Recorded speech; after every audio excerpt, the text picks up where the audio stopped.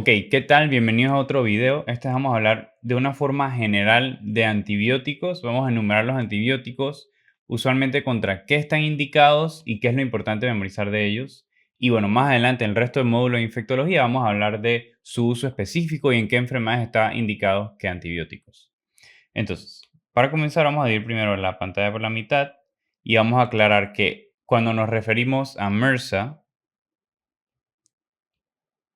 que es Staph aureus, resistente a meticilina, vamos a ponerlo en amarillo, y cuando nos referimos a pseudomonas, vamos a ponerlo en morado, porque lo que pasa es que es importante identificar qué antibióticos me sirven contra MRSA y qué antibióticos me sirven contra pseudomonas. MRSA, esto es de las siglas en inglés, em, porque en los ambientes intrahospitalarios estos patógenos van a ser bien importantes y es una distinción importante de memorizarse. Entonces, los antibióticos tienen un espectro. Algunos cubren un poco más gram positivos, algunos cubren únicamente gram positivos, otros cubren un intermedio entre los dos y otros cubren únicamente o más que todo gram negativos. En general es más o menos por ahí. Entonces vamos a ir tratando de comenzar a hablar de los que cubren más que todo gram positivos y de ahí pasamos a los que van cubriendo más que todo gram negativos. De los primeros que vamos a hablar es las penicilinas semisintéticas.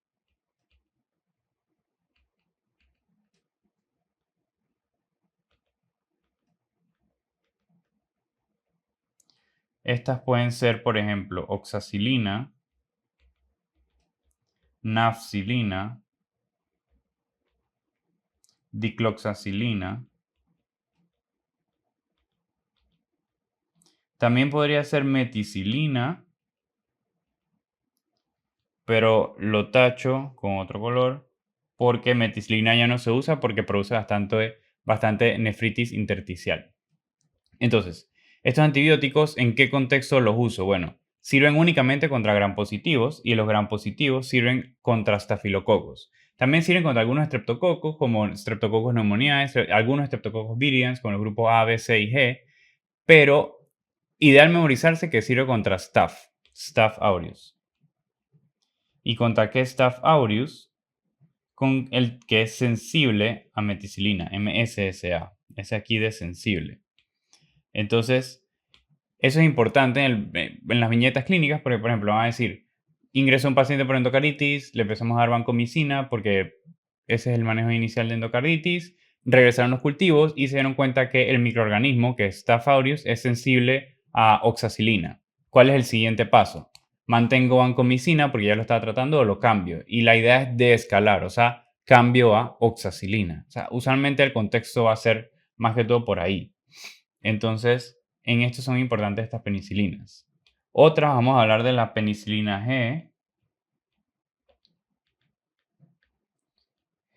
penicilina VK, de ampicilina, y con ampicilina puede ir sola o puede ir unido a sulbactam, y amoxicilina, que también puede ir sola o puede ir unido a ácido clavulánico. Entonces, estos tienen un espectro de ambos. Cubren más que todo gram positivos, pero hasta cierto grado también cubren gram negativos. Penicilina G y penicilina VK solo me sirve para gram positivos. Amoxicilina y ampicilina, voy a pensarlo más en el contexto como de infecciones de vías respiratorias. Les gusta preguntar bastante en ese contexto. Usualmente se da, por ejemplo, tengo una faringitis, pienso que es por strep piógenes, etc. ¿Qué es importante de estos antibióticos? Bueno, ampicilina y amoxicilina solas no sirven contra Staph, pero ampicilina sulbactam y amoxicilina clavulánico sí sirven contra estafilococos. Ampicilina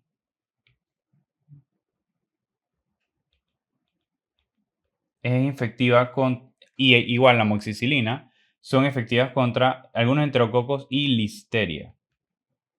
Es importante eso de listeria porque yo voy a añadir ampicilina cuando yo sospecho una meningitis por listeria en ciertos pacientes. Y penicilina, las penicilinas estas que les mencioné, G y VK, son efectivas contra actinomices.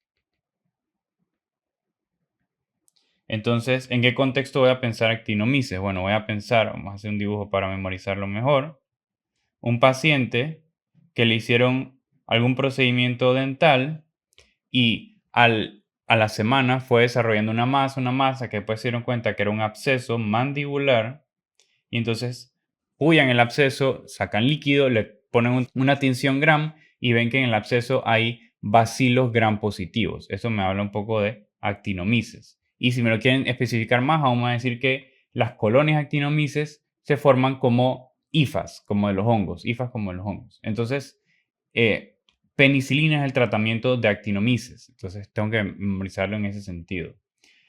Ampicilina y amoxicilina clavulánico también me va a servir bastante contra los gram negativos. Quizás no es lo ideal o lo primero, pero por ejemplo en algunas infecciones de vías urinarias me sirve. Me abarca en Escherichia coli, Proteus, Enterobacter, Citrobacter, Morganella, Serratia, Klebsiella. Todos esos microorganismos son efectivos estos antibióticos, pero no me cubren pseudomonas, que es algo importante de saber. Ahora vamos a seguir a las cefalosporinas.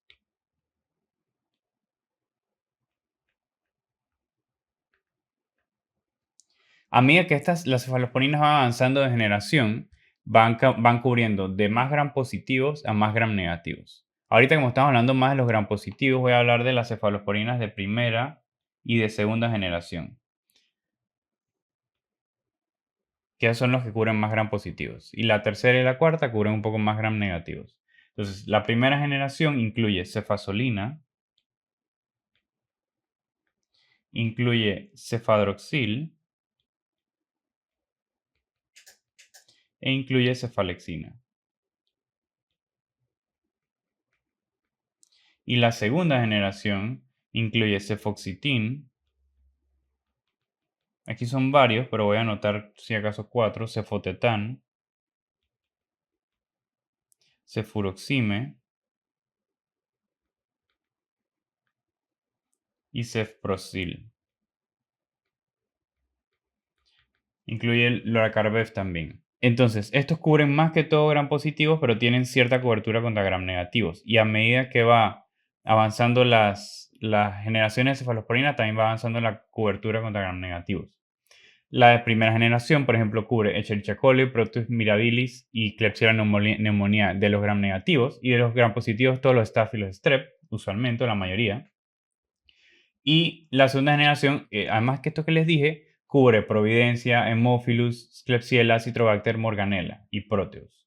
¿Cuándo va a ser el contexto de que me van a preguntar sobre las cefalosporinas? Bueno, usualmente vamos a hablar de infecciones, por ejemplo, de piel, que pienso que es más que todo staph o strep, o cuando me están preguntando de un agente preoperatorio, que es algo que va a hacer una incisión en piel, entonces tengo que cubrir contra staph, entonces me van a hablar de unas de estas cefalosporinas como agente preoperatorio.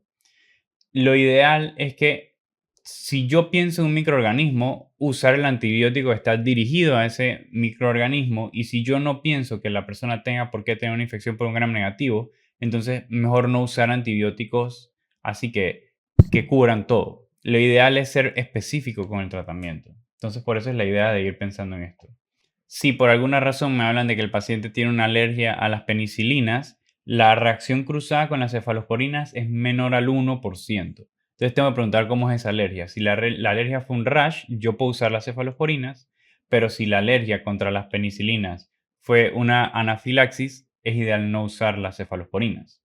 Si yo no uso las cefalosporinas, ¿qué otros antibióticos puedo usar? O sea, vamos a decir un paciente que es alérgico a penicilinas, fue una anafilaxis, por tanto no puedo usar ninguna de estas. ¿Qué puedo usar? Y pienso en un gran positivo, por ejemplo. Bueno, puedo usar macrólidos. En macrólidos tenemos eritromicina, claritromicina y acitromicina. ¿En qué pienso qué? Bueno, claritromicina lo pienso para Helicobacter pylori como la terapia de KO amoxicilina, claritromicina, omeprazol. Bueno, si el paciente es alérgico a penicilinas, entonces usaría otro régimen, pero claritromicina usualmente va en ese contexto. Acitromicina es el más usado. Por darles un ejemplo, se puede usar en cervicitis, uso acitromicina y una inyección de ceftriaxona, pensando en clamidia y neisseria, o puedo usar acitromicina como sustituto de penicilinas en infecciones por gram positivos que el paciente es alérgico. Muchos contextos, y eritromicina es el peculiar, porque eritromicina, aunque es un antibiótico, usualmente no lo voy a recetar como antibiótico, porque para eso me sirve claritromicina y acitromicina, que son más avanzados. Eritromicina usualmente lo uso porque él tiene un efecto adverso o efecto secundario, mejor dicho, que es que impulsa la motilidad gastrointestinal, más que todo el estómago. Entonces usualmente lo voy a usar en gastroparesia diabética o bueno, cualquier tipo de gastroparesia. Pero usualmente la más común, o casi que la única que hablamos, es la gastroparesia diabética, en donde los pacientes les demora vaciar el contenido del estómago por la diabetes. Eso lo cubrimos en el módulo de diabetes. Entonces, si acaso ese es el único contexto en el que usaría eritromicina, eso pensando en los macrólidos, pensando en otro antibiótico, también clindamicina, es un buen sustituto, me sirve bastante contra varios gram positivos y también me sirve contra anaerobios. Entonces pienso bastante en clindamicina. Lo que sí me gustaría que piensen es que si dibujo una persona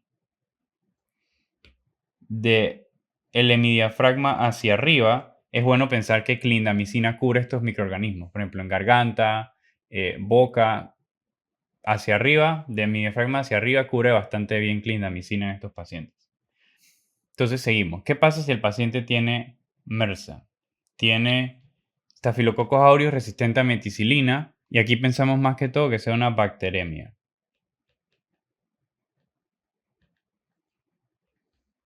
Ok, ¿qué agentes puedo usar? Puedo usar vancomicina, que sería siempre el primero que voy a usar.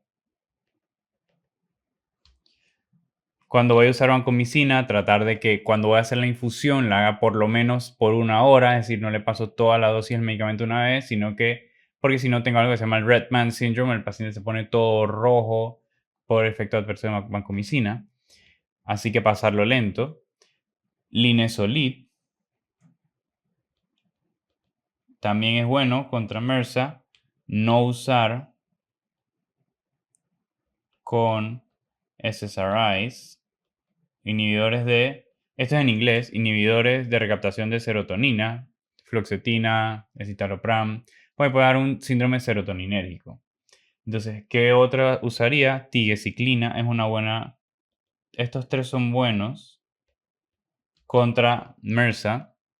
Hay otros antibióticos, existe telavancina, existe daptomicina, y de lo otro que pueden preguntar es cuál es la única cefalosporina que sirve contra MRSA, sería ceftarolina. Tiene una buena cobertura gram negativos y además sirve contra MRSA. Eso en cuanto a las bacteremias. Si es una infección de piel, puedo usar trimetromycin sulfa, clindamicina, doxiciclina. Son buenos agentes orales para infecciones menores. O sea, estamos hablando, estas son un poco más de sistémicos. Entonces, seguimos hablando. Ahora vamos a pasar un poco más las que cubren más a los gram negativos. Y pensamos entre las penicilinas que cubren un poco más a gram negativos. Tenemos piperacilina tazobactam.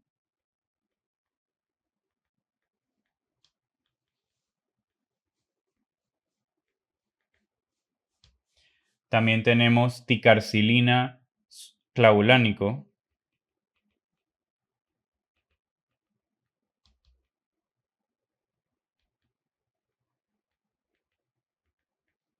Ambos de estos cubren pseudomonas, por lo que pongo el asterisco aquí morado. Eso es lo bueno. También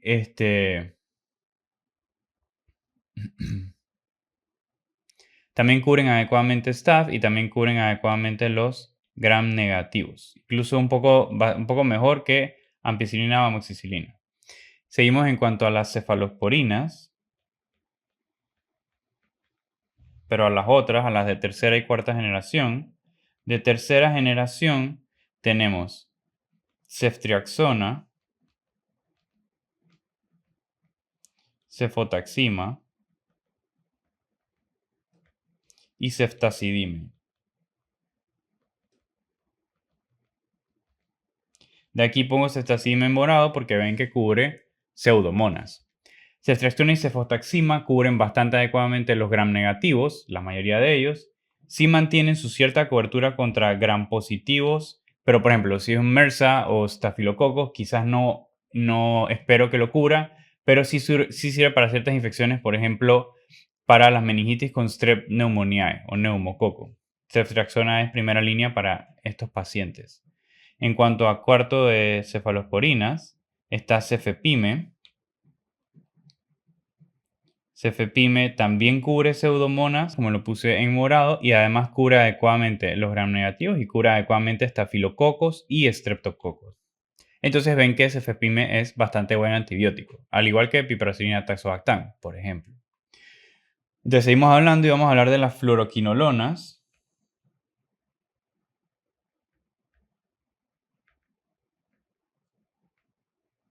De las fluoroquinolonas quiero diferenciar esta ciprofloxacina, que es la de primera generación, que tiene unas ciertas indicaciones, y están las otras que son las respiratorias, levofloxacina, por ejemplo, moxifloxacina o floxacina.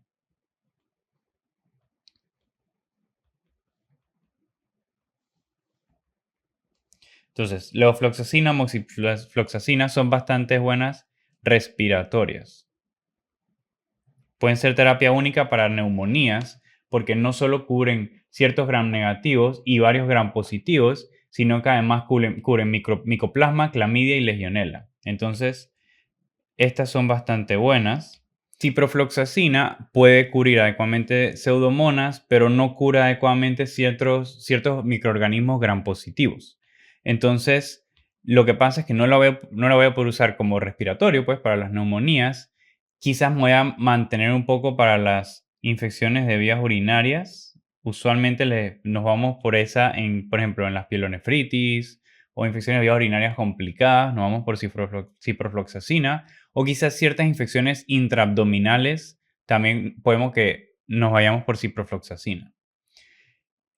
Pero no en cuanto a respiratorias y no cubren adecuadamente los gram positivos. En cuanto a otro, tenemos aminoglicósidos,